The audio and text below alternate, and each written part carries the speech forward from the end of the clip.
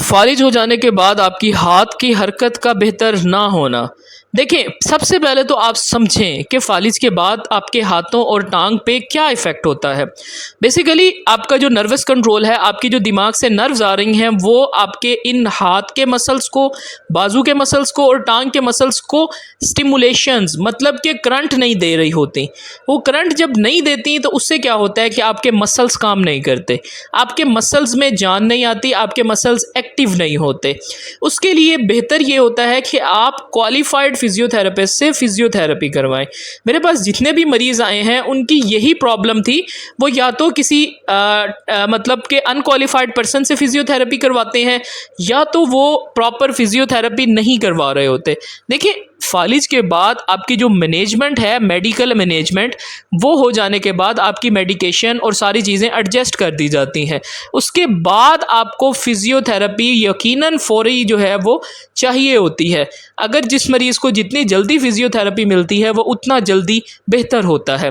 देखिए, फिजियोथेरेपी ये नहीं है कि आप आएँ या कोई भी फिजियोथेरेपिस्ट, बाज़ दफ़ा जो फिजियोथेरेपिस्ट होते हैं उनको पता होता है कि किस तरह पेशेंट का प्लान लेकर चलना जाता है। फिजियोथेरेपी मजाक नहीं है। जब फ़ालिज के बाद पेशेंट हमारे पास आते हैं तो हमें उनकी सबसे पहले इलेक्ट्रोथेरेपी मतलब कि मशीन के ज़रिए उनकी रगों को स्टिमुलेशंस देते हैं, ताकि वो जो रगें कंट्रोल छोड़ गई हैं, जो आपके दिमाग से तार आ रही है आपके बाजू में, हाथ में और टांग में, वो कमज़ोर हो जाती है। उसको हमें स्टिमुलेट करना पड़ता है, एक्टिव करना पड़ता है, ताकि आपका जो दिमाग है वो उस हिस्से को जाने। इसके अंदर डालें कब जब आपका दिमाग उस हिस्से को जानेगा, परसीव करेगा, तब जाकर आपके बाजू में हरकत आएगी। उसके लिए हमें क्या करना पड़ता है? हमें इलेक्ट्रोथेरेपी, थेरेप्यूटिक एक्सरसाइजेज और साथ में हमें ऑक्यूपेशनल थेरेपी करवाई जाती है।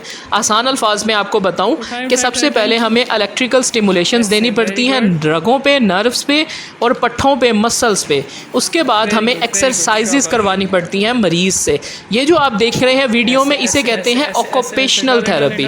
ऑक्यूपेशनल थेरेपी का मकसद ये होता है कि कुछ ऐसी एक्टिविटीज़ करवाना मरीज़ से कि जिनके साथ वो दिल भी लगाए और उनको करे भी सही। अब ये देखिए, आपके इनको मैं कमांड कर रहा हूँ कि आप जो है वो अपने हाथ में इस तरह कागज़ पकड़ें और दूसरे हाथ से इसको अभी फ़िलहाल उठाने की कोशिश करें, क्योंकि जब ये हमारे पास आई हैं तो इनको शदीद किस्म का वीकनेस थी, इनकी बॉडी और हाथ में मूवमेंट नहीं थी इस साइड पर।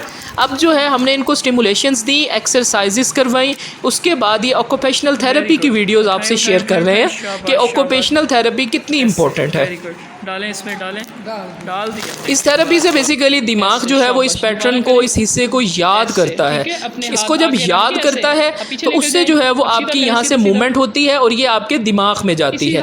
अब ये आप देखें कि ये पेशेंट पहले अपने हाथ को मूव नहीं कर पा रहे थे, लेकिन हमने इनकी काउंसलिंग की है। काउंसलिंग के बाद इन्हें स्टिमुलेशंस दी हैं, एक्सरसाइजेस करवाई हैं।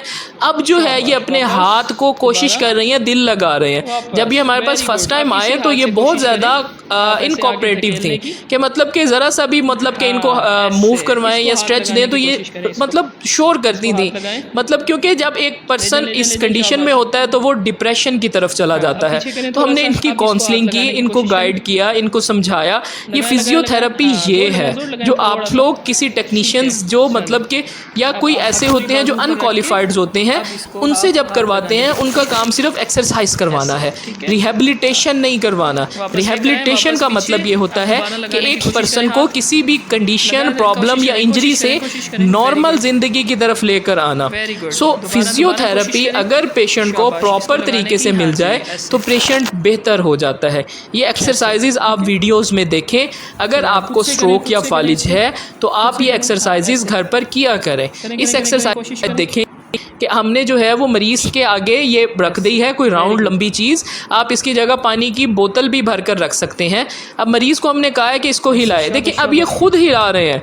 पहले जो इनके की बिल्कुल हरकत नहीं थी, लेकिन अब जो है वो हमने इनको जब गाइड किया, काउंसल किया, इनको थोड़ा सा ट्रीटमेंट की तरफ लेकर आए हैं।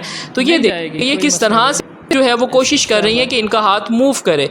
क्योंकि बिल्कुल जैसे आपने स्टार्ट में देखा कि हमने जब हाथ को ऊपर उठाया तो इनके हाथ का कोई कंट्रोल नहीं था। सो ये सारी एक्टिविटीज़ जो इस वीडियो में शो की गई हैं इनको आप पेशेंट को करवाएं। अगर आप घर पर हैं, अगर आप पेशेंट को फिजियोथेरेपी प्रॉपर नहीं करवा सकते तो आप ये एक्सरसाइजेज घर पर भी करवा सकते हैं। ये बहुत ही ज़्यादा कारआमद एक्सरसाइजेज होती हैं क्योंकि इनको करने से ही आपके मसल्स चलेंगे, आपकी रगों का कंट्रोल बेहतर होगा और आपका दिमाग इस पैटर्न को याद करेगा। दोबारा शाबाश। अगर ये एक्सरसाइजेज नहीं होंगी, मरीज़ सारा दिन लेटा रहेगा और सिर्फ आप उनकी थोड़ी बहुत जो एक्सरसाइजेज हैं वो कर देंगे, वो बेनिफिशियल नहीं होती। इसलिए टाइम से फिजियोथेरेपी शुरू